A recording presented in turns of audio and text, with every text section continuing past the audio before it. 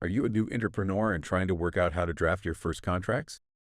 Dr. Yanis offers some key tips. Wish special reference to online content creators. Imagine that you're doing a contract for a very simple thing. Like I do a contract with somebody who wants to sponsor one of my videos.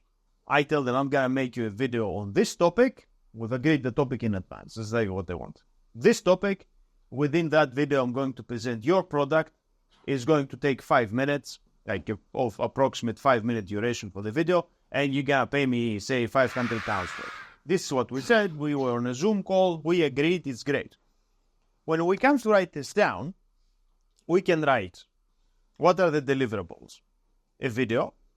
I'm guessing we need to think about which format it's going to be and how it's going to be communicated to the other party. It's going to talk about XYZ. It's going to be produced by me, and the fee is going to be that. Things that's going to jump out at you immediately. At which point do they pay me? Do they pay me before I start, or do they pay me when I finish? We need to think about it. Maybe they pay me part of it up front to cover my production costs, and then they pay me the fee at the end.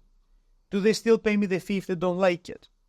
So if I tell them, I've got my brief, I make it, you pay me no matter what. If they hate it, and I tell them, I'm sorry that you hate it, I'm not going to fix it, I'm not going to make another one because I've already spent the time that I had allocated for this and you didn't pay for any extra work, and they pay for it, then what's going to happen? If they don't like it, they're not going to use it, but they're never going to hire me again. Nope. So a lot of the deals that we're talking about are not one-offs. They build a relationship. So do I give them the opportunity to say, to review and accept, and then I can claim my payment?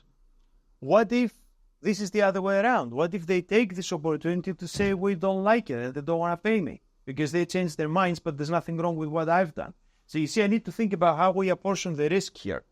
There's a risk that I produce something of poor quality that they cannot use and they have to pay for it anyway, which is not a good deal for them. But if I give them the opportunity to say no and not pay me, then all the risk is on me, that I'm doing all the work and they could just simply change their minds. And it's got nothing to do with the quality of my work. So I need to find a way to balance this. That is probably a significant problem that you come across in how you express it in legal language very early on. And probably I will need to circulate a few drafts with them so we can agree on language that we're both happy with. But right off the bat, even though there was no doubt about the deal, right? I'm making a 5-minute video for these guys. They're paying me 500 quid. But the legal language expression of it is different. What's going on? Now, the fact that I'm going to invoice them somehow and kind of send them something and then they pay, that's not the problem. But the problem is the structure of the payments themselves and the risk of non-completion on any party.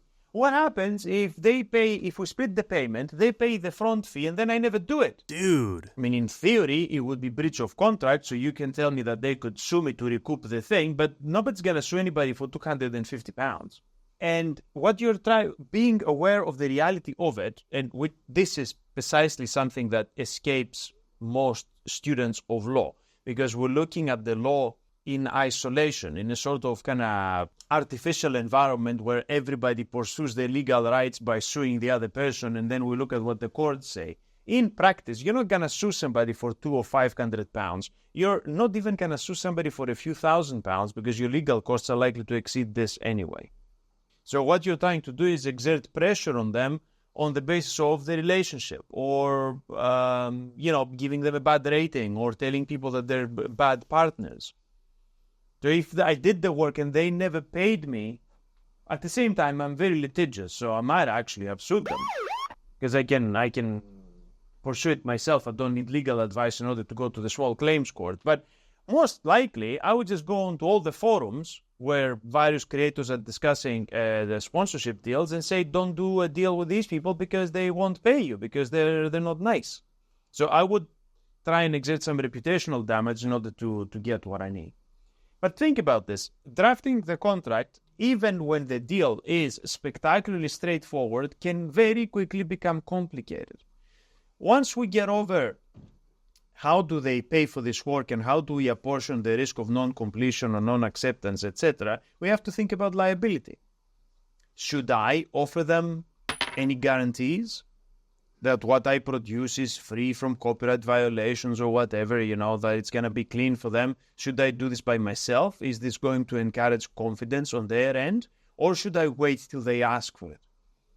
And if they don't ask for it, why should I burden myself with additional obligations?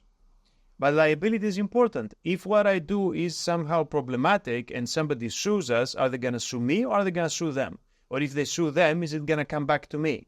So I need some sort of limitation of liability clause in that contract in case something goes wrong. I produce a video and I put kind of video elements or music that belongs to somebody else and they sue us for a copyright violation. This could be a very significant problem. Somebody could sue us even without us having done anything wrong, right? Because somebody thinks, oh, this sounds like a song of theirs, and they sue you anyway, and then you have to prove that it wasn't you. Somebody's going to have to deal with the cost of defending this. Is it going to be me or is it going to be the client? Equally, who actually makes this available? Is it going to be me that makes the video available, or is it going to be whomever commissioned it? Are they publicizing it through their own channels? Because then that means they're at the front line of any liability coming, as opposed to me publicizing it on my channel. So all of that stuff demonstrates, I hope, that an agreement on the substance and the way that this agreement is expressed in legal language can be very, very, very far apart. Nothing Yanis has said here constitutes legal advice. For more business development tips and information on the law, check out the dedicated business law playlist.